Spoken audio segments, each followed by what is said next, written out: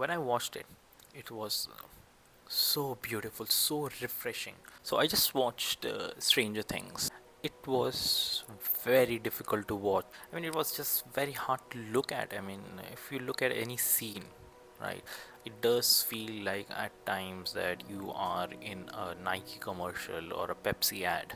I mean, if you look at each and every scene, the lighting, there are no shadows there. The lighting does feel like just there in your face. It does feel like they're shooting a TikTok. Cheap CGI or plastic lighting, forced dialogue. I mean, every time the exposition is to the extent that every episode whenever they want to do or something, okay, first they will get together and one character would just get up and explain the whole thing to each and everyone, and meaning everyone is the us, the audience, and it just felt very off-putting. After watching it, I realized that how important it is to have light, and more importantly, especially sunlight. Last week I watched a movie on Netflix called Train Dream. I'm not sure if it's a Netflix original or it had a theatrical run and then it came on Netflix, but nevertheless, when I watched it, it was so beautiful, so refreshing.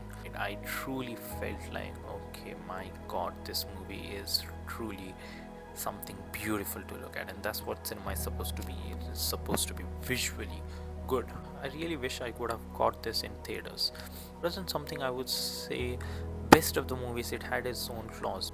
It kind of reminded me of Terrence Malick's cinema. The handheld shots, the voiceover, and the sunlight, the locations, and you could just really feel it. Whereas if you watch Stranger Things, it was just lazy writing. I mean, the whole scene was just, camera was just there, nothing creative coming out of it. So I think the biggest issue with Stranger Things is that none of the season had any consequences, or at least not major consequences, right? I mean, if you watch Breaking Bad, if you watch Sopranos, if you watch Game of Thrones, right, off the first season of Game of Thrones, you knew that there were serious consequences, right? Characters were dying every single episode. Here there was nothing at the stake. I mean, I'm sure some characters died, but there was not enough time. Like, they haven't established the character yet. Again, the writing was not that good. Then they killed them off at the end of the season. I'm not sure why they divided the whole season into two parts. I guess I know why. Netflix. Maybe this is a little worrying, that having seen the recent content that Netflix has made, right? If you watch all the most watched list of on Netflix, I mean, I'm not really a great fan of them. I mean, 3 season of Squid Games, and the other one is probably Stranger Things, maybe one of the season of Stranger Things.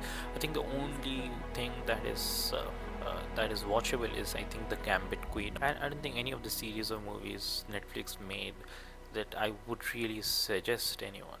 Not really. And this acquisition of Warner Brothers, I think it is worrying for a lot of film lovers, people who love to watch great and creative work and love to watch movies in theater as well.